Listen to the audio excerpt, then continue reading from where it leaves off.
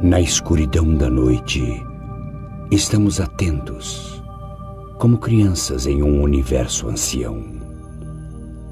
Nós tentamos encontrar o homem do espaço e procuramos o significado nas estrelas. Nós procuramos por respostas, nós procuramos pela vida, talvez não a vida como a conhecemos. Um mundo à parte, não é? Sei o que vi naquela noite. Era real.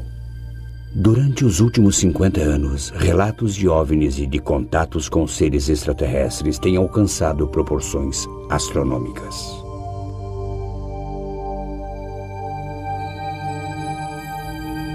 Esses relatos podem ser definidos como fraudes.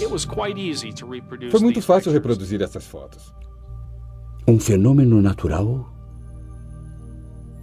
Aeronaves militares secretas estão sendo confundidas com OVNIs? Eu vi sobrevoando um objeto prateado no céu que não era identificado. Essas aparições existem apenas em nossas mentes? Ou a vida inteligente além de nós e os extraterrestres estão mais próximos do que imaginamos?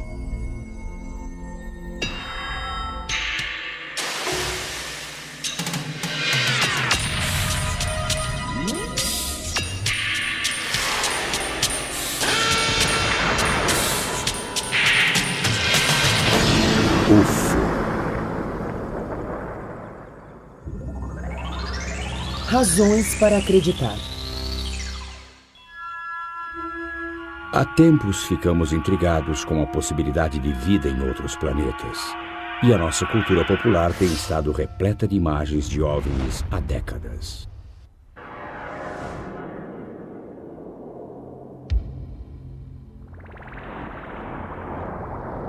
Mas os primeiros grandes relatos documentados de aparições de OVNIs no mundo real surgiram nos últimos meses da Segunda Guerra Mundial. As aparições que tivemos aqui, acho que foram em 1944, em novembro ou dezembro. Víamos essas esferas de luz que voavam nas asas de nosso avião. Aquela que eu vi era uma espécie de luz branca. As outras pessoas viram luzes vermelhas. Algumas viam luzes verdes. E algumas relataram que iriam tentar perseguir uma delas. Elas jamais conseguiriam pegar uma.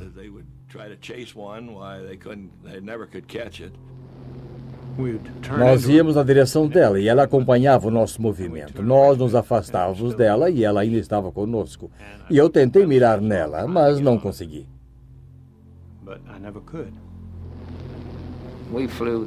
Voávamos no mosquito britânico, que era capaz de desenvolver 833 km por hora. Nós tentamos nos aproximar várias vezes, emparelhar com ela, e nunca conseguimos sequer chegar perto. Os pilotos chamaram esses objetos voadores não identificados de caças Fu, mas ainda não sabem se eles eram armas secretas alemãs, ilusões de ótica ou algo completamente diferente.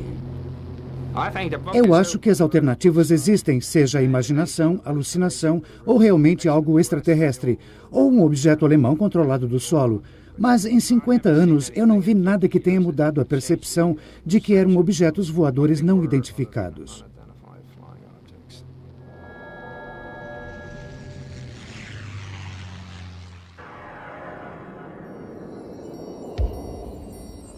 Dois anos após o fim da Segunda Guerra Mundial, no estado de Washington, um piloto particular chamado Kenneth Arnold relatou ter visto uma aeronave de aspecto peculiar perto do Monte Rainier. A aeronave aparentemente começou a se mexer e se virar e estava voando mais rápido do que qualquer coisa que Arnold já tinha visto. A notícia sobre a aparição foi espalhada pela imprensa e o termo discos voadores foi cunhado.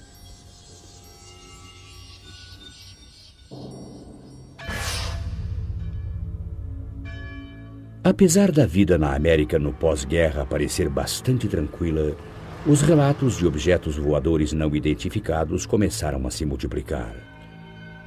Esses OVNIs eram aviões de reconhecimento soviéticos? Isso poderia explicar sua presença em torno das bases militares americanas? Começou a haver medo. Os segredos atômicos poderiam estar ameaçados e a segurança nacional em jogo.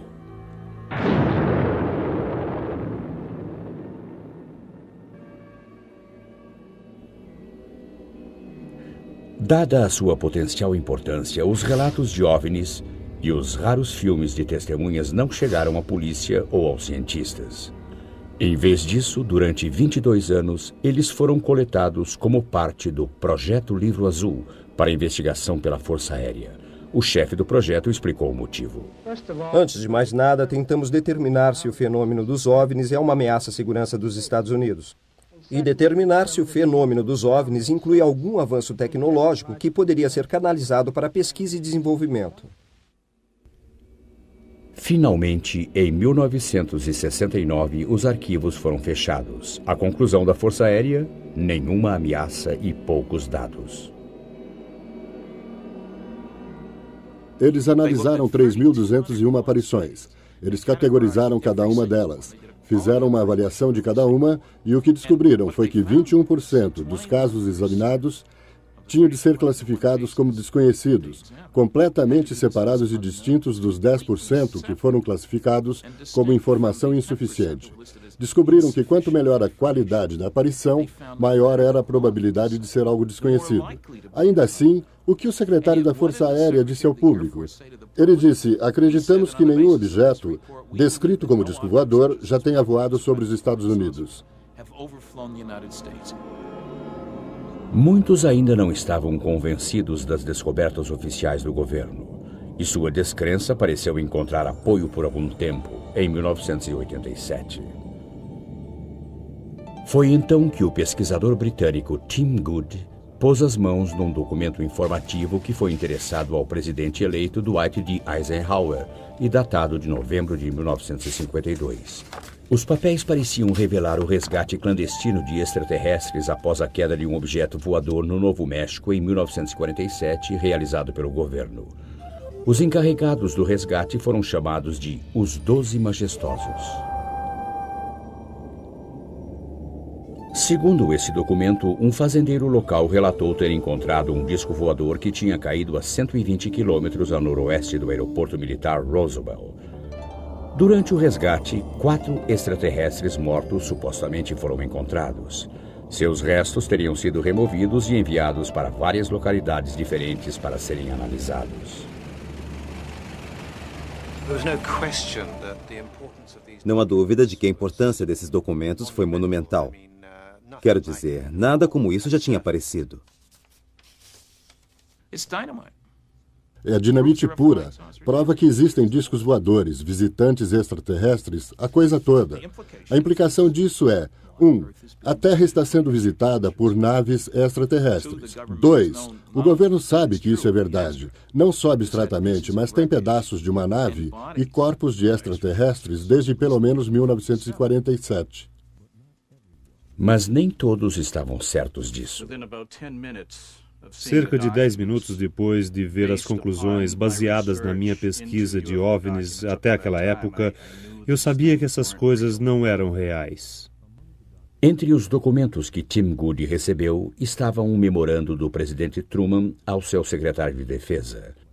Críticos afirmavam que sua assinatura era idêntica àquela que estava em outro documento, um problema para analistas de documentos. Qualquer pessoa familiarizada com análise forense de documentos sabe que uma pessoa nunca assina o seu nome 2 vezes da mesma maneira. E isso sugeriu que a assinatura do documento genuíno, que provava que não era um OVNI, tinha sido cortada por um falsificador e colada nesse falso documento presidencial para dar um ar de autenticidade.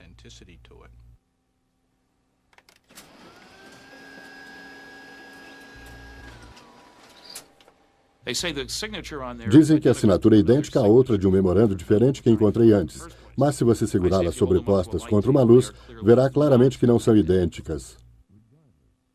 Independente disso, apesar do próprio Tim Good admitir que a carta pode ter sido forjada, ele não descartou a informação contida nela. Estou convencido de que, seja quem for que tenha fabricado aquele documento, se foi fabricado, deve ter tido acesso a informações internas. Não há como não ser assim. E não há dúvida alguma de que os documentos dos 12 majestosos levaram as pessoas para a direção certa, e acredito que as informações contidas neles são precisas. Para obter uma visão mais completa da documentação do governo, o grupo Cidadãos contra o Sigilo de Informações sobre OVNIs foi ao tribunal. A Agência de Segurança Nacional, entretanto, tentou impedir. Entramos com uma petição solicitando o documento ultrassecreto de 21 páginas. O juiz responsável achou procedente e nós o conseguimos. O único problema é que quando você começa a lê-lo, descobre que está todo censurado. 75% do documento não está lá. E as pessoas disseram, raspem a parte censurada. Não havia nada por baixo. Era uma xerox.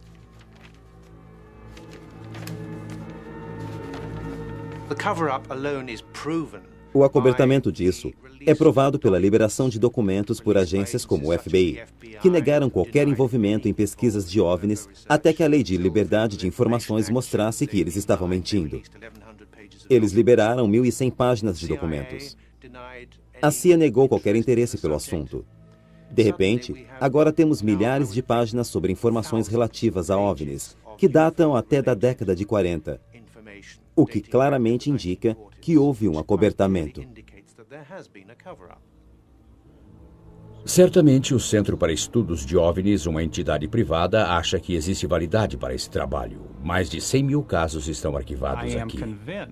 Em mais de 20 anos de trabalho nessa área, estou convencido de que há um fenômeno misterioso ocorrendo, que está sendo negligenciado pela ciência, não pelo público, mas pela ciência.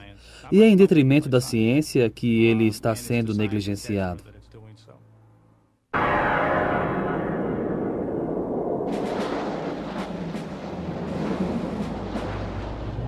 Em março de 1990, na antiga União Soviética, caças são enviados para investigar luzes pulsantes a nordeste de Moscou. Durante 3 horas e meia, eles perseguem as luzes que se moviam a velocidades de até 4.800 km por hora. Nenhuma imagem de radar apareceu nas telas nas estações de solo, mas fotografias foram tiradas e o rastreamento térmico produziu resultados. Para o chefe das Forças de Defesa Aérea, esses resultados secretos eram provas suficientes da existência de OVNIs. Mas os jornalistas estão perguntando se houve outras aparições. Destes 1.990 casos, só um estava embasado por evidências. Este é o único caso em que há provas reais. Nem se considerou que a aparição poderia ser de um bombardeiro stealth. Nunca pensamos que fosse uma aeronave stealth americana. As características de radar não são as mesmas. O stealth se comporta como um avião em termos de velocidade e maniabilidade. Os OVNIs são muito diferentes. A regra que não está escrita: não dispare em OVNIs. No que se refere às instruções oficiais, nós, da Defesa Aérea, temos certas regras que não estão escritas, que significam que não devemos disparar em OVNIs.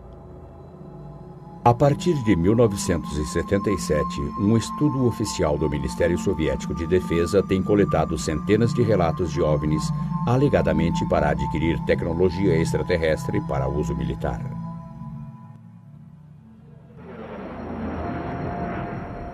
Seus arquivos listam muitos casos. Em um caso, um piloto relatou ter visto uma luz se aproximando quando, de repente, sua aeronave começou a descer rapidamente. Apesar de ter aterrissado em segurança, houve danos na asa esquerda.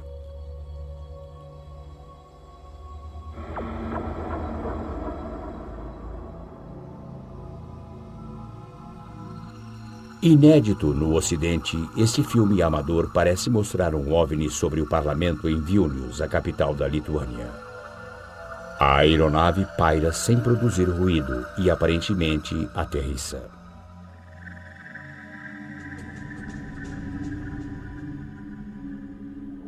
Ao amanhecer do dia seguinte, a milícia local gravou estas imagens em vídeo.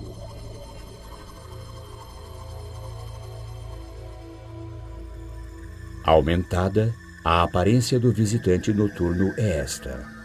Ele se move diferente de um helicóptero ou avião normais.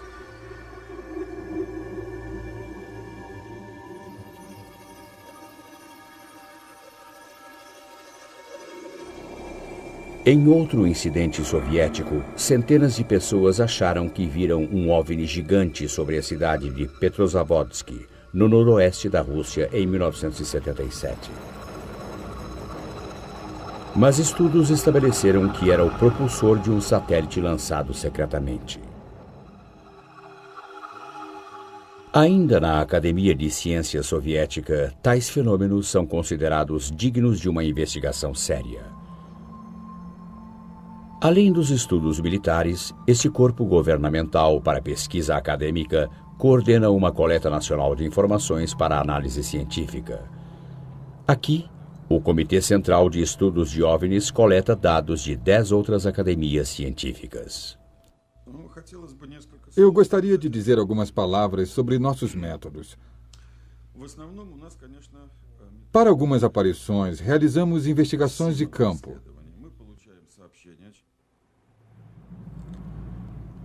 Uma aparição aqui resultou em 12 anos de pesquisas.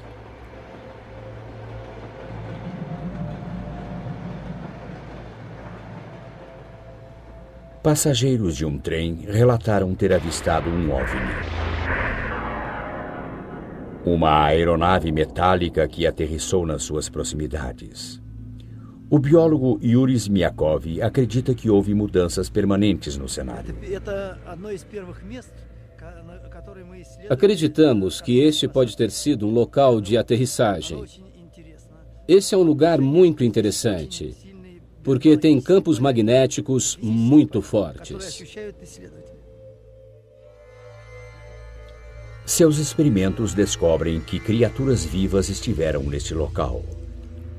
Essas descobertas são consistentes com os estudos de outros lugares onde OVNIs aterrissaram, onde o solo aparentemente parece não ter mais vida, nem mesmo micróbios. O mais intrigante de tudo é que amostras de terra tiradas dos locais de aterrissagem contêm minúsculas esferas. Seu trabalho o levou a concluir que essas esferas eram de origem extraterrestre, contendo DNA, a semente da própria vida. Nos Estados Unidos, testes dessas amostras foram divididos.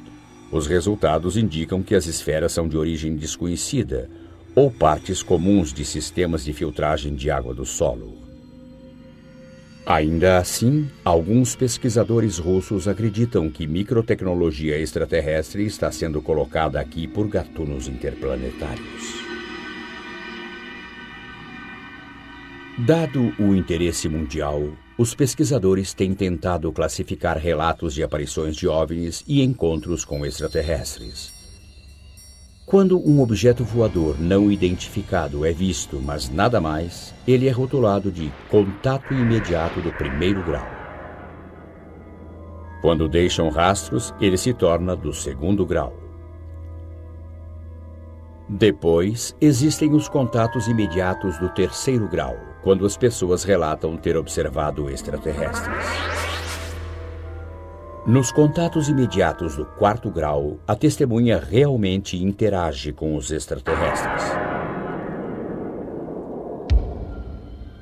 Em novembro de 1980, em Todmorden, Inglaterra, Alan Godfrey, um experiente oficial de polícia, estava numa ronda noturna quando viu um objeto que não podia identificar. Eu estava fazendo minha ronda noturna, então decidi que iria a um determinado local naquela noite. Quando eu estava para voltar, eu vi na Fernley Road aquele objeto. Quando eu cheguei perto, ficou evidente que eu não estava olhando para uma coisa que normalmente encontraria ao amanhecer em Todmorden, sabe? Achei que poderia ser um balão de ar quente que tinha caído. Mas, obviamente, quando me aproximava mais, percebi que era um objeto metálico, feito pelo homem. Era uma coisa construída, não era uma alucinação, era real. Esse objeto tinha 6 metros de largura. Tinha 4,30 metros de altura. Tinha o formato de diamante. A metade inferior dele girava, a metade superior estava parada. Tinha uma série de janelas escuras, ou poderiam ser painéis. E se eu saísse do carro, pegasse um tijolo e atirasse nele, provavelmente descobriria se eram janelas ou não. As árvores que se alinhavam à beira da estrada estavam sacudindo violentamente, mas ainda assim, enquanto eu estava dando partida no carro, não senti nenhuma vibração. Não ouvi ruído algum, mas é claro que eu não ia sair do carro. Peguei a minha prancheta, coloquei-a no meu joelho e comecei a desenhá-lo. Mas quando estava desenhando o objeto, de repente eu estava do outro lado dele, dirigindo o carro da polícia, e o objeto tinha partido. Um período de tempo tinha passado. Após uma regressão hipnótica, o policial lembrou-se de mais detalhes. Existe uma escuridão completa e depois uma sensação de flutuação, como se eu ou outro veículo, seja o que for, estivesse flutuando. Depois acordei num quarto. Nesse quarto havia um humanoide muito alto.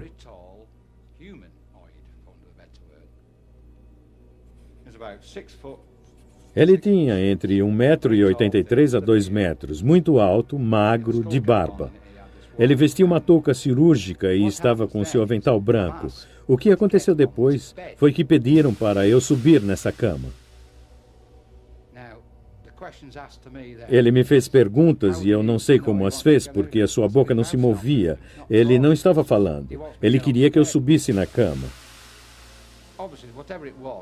Obviamente, fosse quem fosse, ele tinha uma espécie de influência nos meus pensamentos. Ainda assim, me senti à vontade com ele.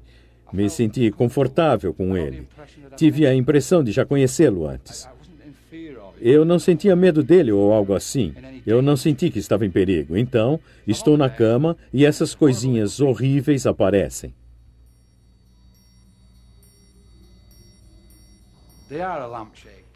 Eles tinham o formato de uma lâmpada. Seus olhos eram escuros, negros. Essa é a melhor maneira de descrevê-los. E havia 7 ou 8 deles.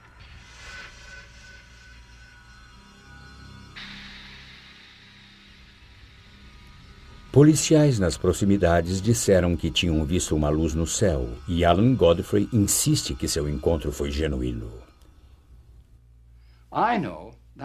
Sei o que vi naquela noite. Era real. Era muito real. Em 1974, em Landrillo, país de Gales, os moradores sentiram grandes tremores. Os tremores não tiveram uma causa natural.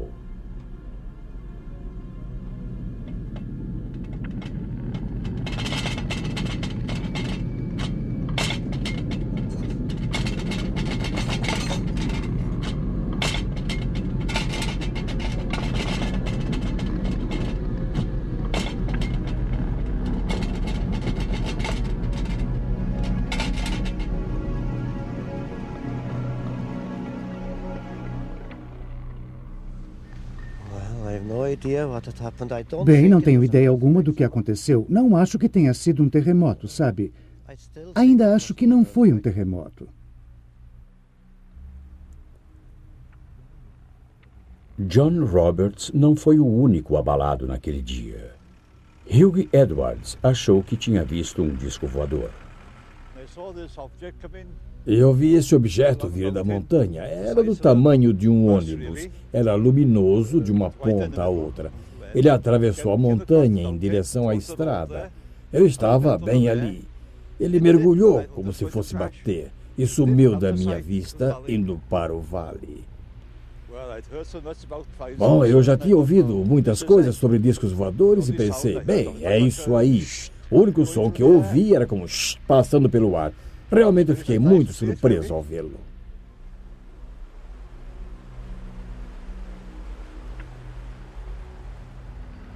A enfermeira do município achou que um avião tivesse caído. Achei que podia ter sido um desastre de avião. Talvez como enfermeira eu pudesse prestar os primeiros socorros. Então chamei minhas filhas. Entramos no carro e subimos a montanha. Dirigimos um longo caminho pela estrada da montanha e à nossa esquerda dava para ver uma enorme bola cor de laranja sobre a montanha brilhando. Paramos e começamos a olhar para o que achávamos ser um avião em chamas. Porque pensamos, pode haver corpos se foi um acidente de avião. E não estávamos felizes com essa perspectiva. Mas ficamos muito surpresas por ver aquela grande bola laranja parada ali. Não havia chamas e a sua forma era muito uniforme. O formato esférico daquilo nos fez perceber que não era um avião. Não havia chamas, mas esse grande objeto laranja que vimos estava pulsando. E dava para ver luzes, pequenas luzes, como luzes de sinalização, indo em direção ao objeto em zigue-zague, e presumimos que naquele momento alguém estava indo ver aquilo. Mas depois percebemos que um grupo de busca não podia ter chegado lá, localizado e chegado lá no tempo em que levamos para ir da cidade até a montanha. Ninguém teria tempo de ter se organizado para chegar até o objeto que vimos. Como nenhum grupo de busca saiu naquela noite, nada foi descoberto no local. Mas o astrônomo Ron Madsen sugeriu que o que as pessoas viram foi um meteorito ou uma bola de fogo e que ele coincidiu com um terremoto numa falha próxima. Pensando que aquela explosão poderia muito bem ter sido provocada por um pedaço de rocha impactante, nossa primeira reação foi tentar calcular a energia envolvida. E pareceu-nos que seria uma coisa que corresponderia a uma explosão de cerca de 600 toneladas de dinamite.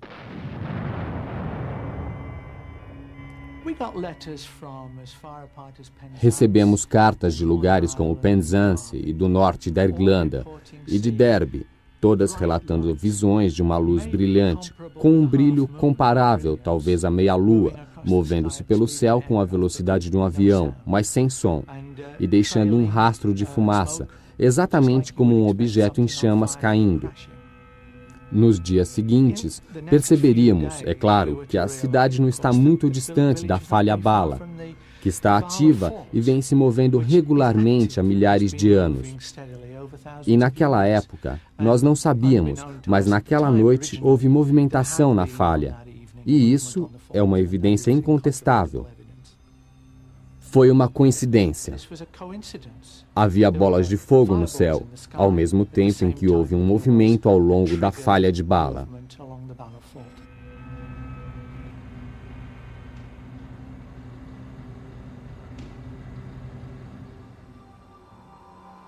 Outra aparição britânica muito divulgada também provou ser atribuível a causas naturais, mas não antes que muitos acreditassem ter visto um OVNI. Em março de 1981, o policial Derek Ingram viu e fotografou o que muitos acharam ser uma nave extraterrestre que tinha aterrissado numa escarpa ou encosta. Eu estava na cozinha da delegacia de Coracle. Eu olhei pela janela para a encosta e vi uma luz brilhante muito intensa, uma grande faixa de luz na face da rocha. Observei a luz talvez por uns 10 minutos e achei que valia a pena tirar uma foto porque era algo incomum. Eu dirigi até o morro e andei pela encosta para tentar encontrar alguma coisa. Talvez algo tivesse caído ou algo tivesse acontecido. Não havia nada lá em cima, não encontrei nada que pudesse explicar as luzes. Os crédulos viram uma nave chata com 3 luzes. E como a imprensa estava presente, pesquisadores tentaram identificar os visitantes. Depois que as fotografias foram tiradas, os negativos entregues à Sociedade Ufológica de Yorkshire, que passou 2 anos investigando o caso, enviaram os negativos à Sociedade de Observação de Discos Voadores na América para um reconhecido analista alemão. Nenhum dos grupos conseguiu apresentar uma explicação satisfatória e, de fato, a Sociedade de Observação de Discos Voadores disse que a explicação mais provável era a neve. Em 1983, a Sociedade Ufológica de Yorkshire levou o caso a público e afirmou que aquela ainda era a melhor evidência de que uma neve tivesse sido vista nas Ilhas Britânicas.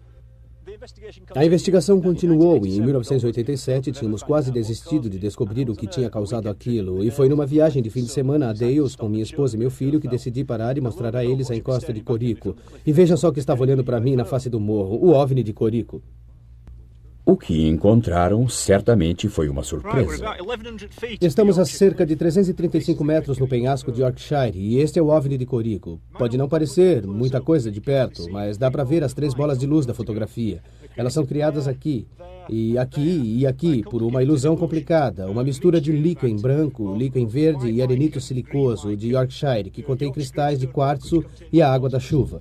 Tudo isso, quando iluminado de determinado ângulo com a chuva ou umidade, dá a ilusão dessas 3 esferas de luz. Em alguns dias, podem ser muito brilhantes e, noutros, podem ser muito fracas.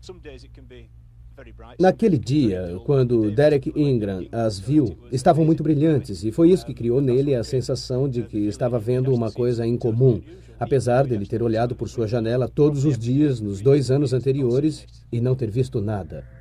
Apesar de algumas aparições poderem ser explicadas claramente como fenômenos naturais, os OVNIs continuam a povoar a imaginação do público e há muitos embusteiros prontos para lucrar com esse fascínio.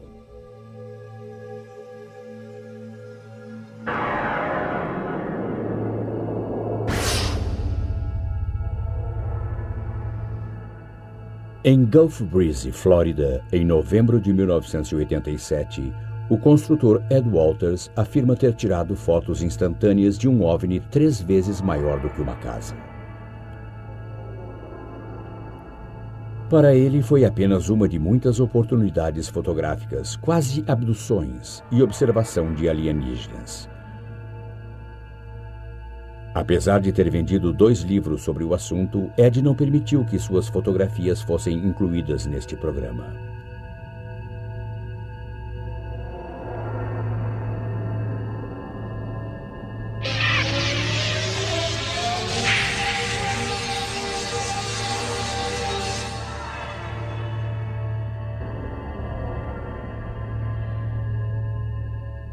Fotografias como estas não são difíceis de falsificar. Com um pouco de conhecimento, um modelo de isopor e a câmera certa. É muito fácil reproduzir estas fotos. Ele tirou a maioria dessas fotos, cerca de 30 delas, com uma câmera Polaroid 108. É muito fácil conseguir dupla exposição do filme nesta câmera. Se você não puxar o cartucho, pode apertar o botão e expor aquele mesmo cartucho de novo. Você tira uma foto do modelo do OVNI lá dentro, sai, tira uma foto do céu e deixa o cartucho revelar o resultado. Então você terá uma exposição dupla, terá um OVNI voando no céu.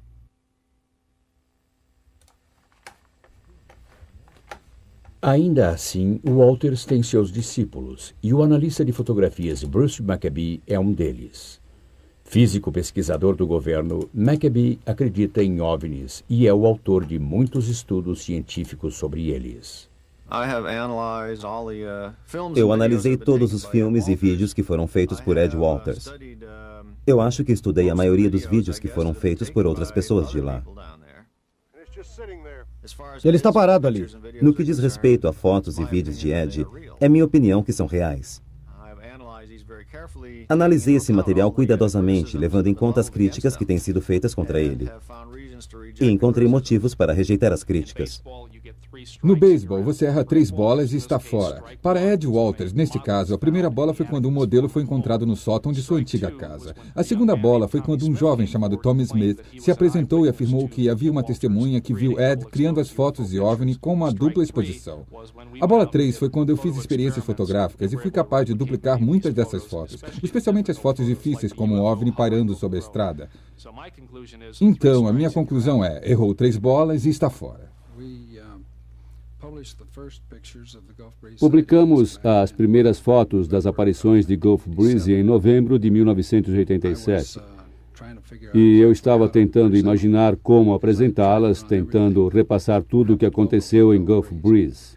Quando meu pessoal entrou, eu disse: vocês não vão acreditar no que vamos publicar no jornal esta semana. E mostrei as fotos. E eles disseram: foi isso que vimos. O Sentinel só deu continuidade à história porque muitas outras pessoas em Gulf Breeze haviam visto o OVNI na mesma noite em que Ed havia fabricado as fotos. Já vi 3 outras aparições à luz do dia e mais de 100 aparições à noite no Parque Shoreline, em Gulf Breeze. Eu testemunhei mais de 170 aparições. Eram luzes vermelhas e brancas, pairando sobre e em volta de Gulf Breeze, na Flórida. Já vi uma cúpula prateada não identificada no céu. Nunca tinha visto algo assim antes. E foi simplesmente inexplicável.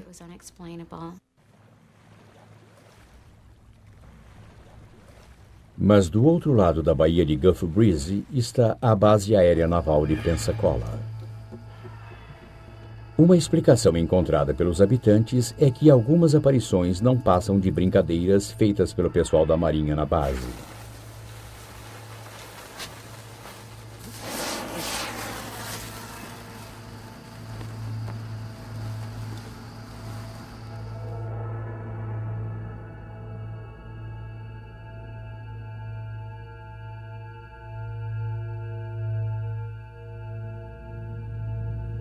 Outra possibilidade é que as aeronaves militares estejam sendo confundidas com OVNIs. Por exemplo, a maioria das pessoas reconheceria os VADs, veículos aéreos desabitados, projetados para reconhecimento e observação secretos?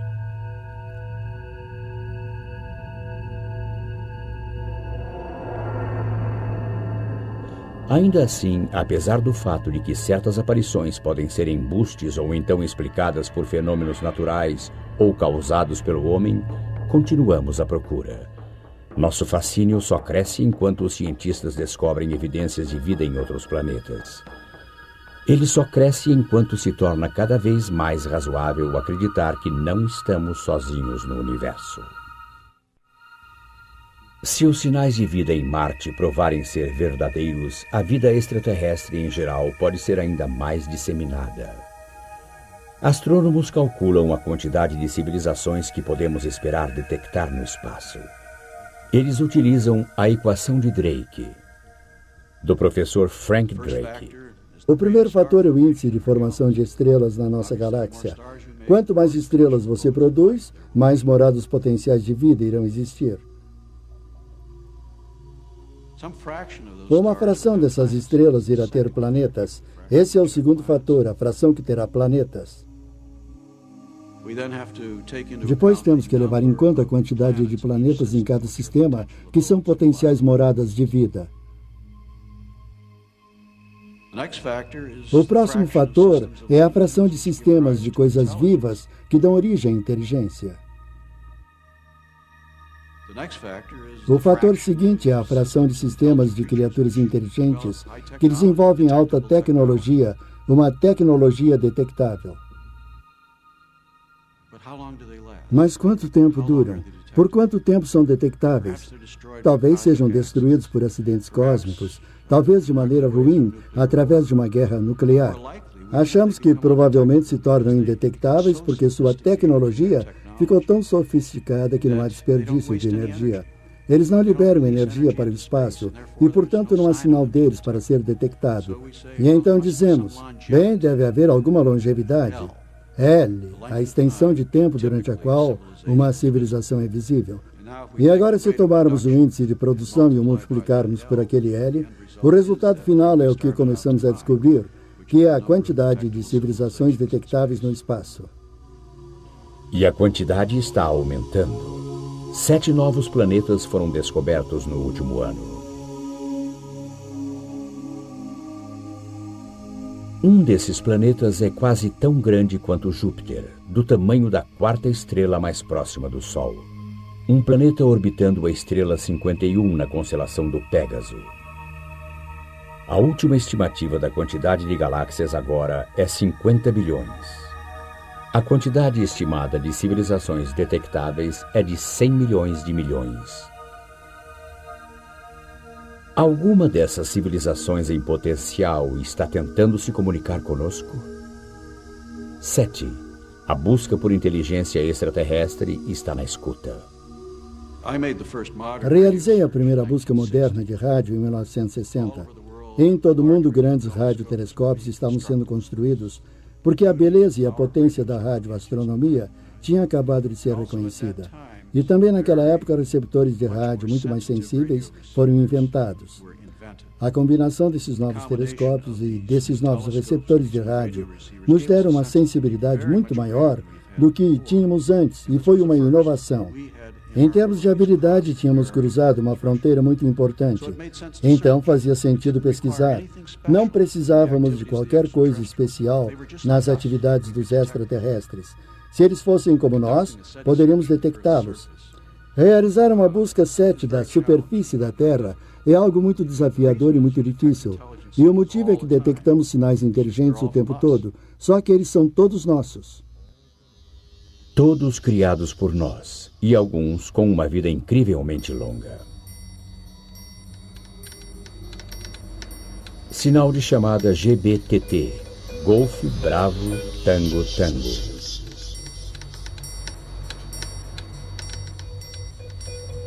Mais de 30 anos após ser enviado, um sinal codificado na época da guerra dirigido ao Queen Mary foi recebido pelo seu sucessor, o QE-2.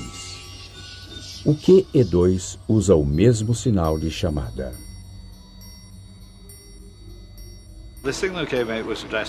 O sinal veio e estava endereçado para Golf Bravo Tango Tango, que é o sinal de chamado do QE-2, mas eram as letras sinalizadas do Queen Mary. E o oficial de rádio que recebeu o sinal reconheceu o Golf Bravo Tango Tango e pensou que era para esse navio. Mas, na verdade, quando o recebeu, ele percebeu que era um sinal da época da guerra, que obviamente ficou ricocheteando pelo espaço por 30 anos. Enviado ao Queen Mary na década de 40, o sinal chegou em 1978. Ele estava ricocheteando pelo espaço, como o capitão Arnold sugeriu, ou de algum modo foi interceptado e enviado por alguém ou alguma coisa que ainda não identificamos. Detectamos algum sinal inteligente de outro mundo? Jerry Ehman pode ter detectado, direto de uma fonte fixa perto do centro da galáxia, para o grande radiotelescópio da Universidade Estadual de Ohio. Um telescópio maior do que 3 campos de futebol.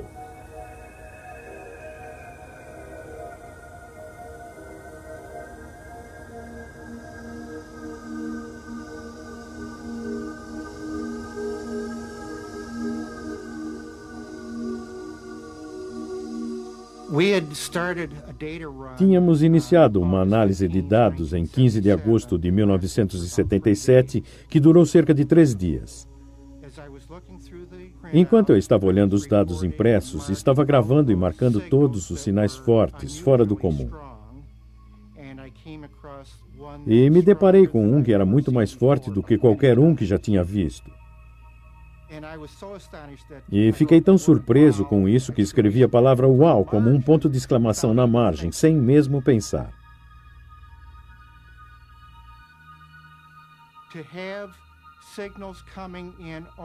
Ter sinais entrando em um só canal indica a possibilidade de que isso tenha sido um evento astronômico singular ou gerado por algum transmissor.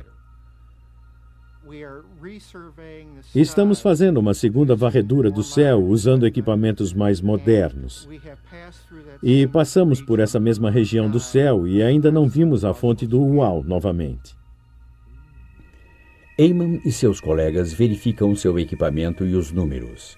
Estudos eliminaram interferências, sondas espaciais e fontes terrestres. Definitivamente excluímos espaçonaves próximas ou lixo espacial ou satélites na órbita da Terra. E certamente excluímos qualquer coisa próxima, muito próxima do radiotelescópio, como um avião voando através do feixe do telescópio. Não excluímos a possibilidade de que isso seja realmente um sinal produzido por uma inteligência extraterrestre.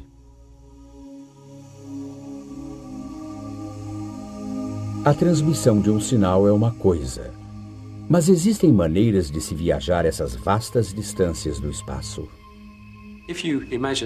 Se você imaginar que este balão é o nosso universo, vivemos em 3 dimensões na superfície do balão. E foi sugerido que pode existir o que chamam de buracos, que atravessam um balão de um lado a outro, ou conectando pontos, o que nos permitirá viajar de um lado do balão até o outro através de um atalho.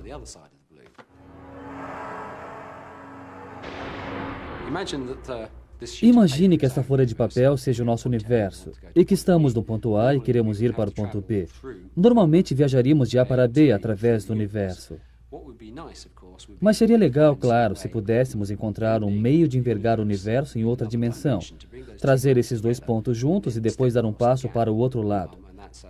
E isso é uma espécie de dobra espacial. Dobraríamos o espaço para trazer esses pontos para perto um do outro. Até agora, a resposta continua teórica. Por ora, estamos limitados a enviar aeronaves num espaço próximo, para colher informações, capturar imagens e medir condições. Outros também podem estar fazendo isso? Com essa pergunta, voltamos ao nosso fascínio por algo maior, algo diferente. Voltamos ao nosso fascínio enquanto continuamos a olhar para o céu, olhando, ouvindo e esperando.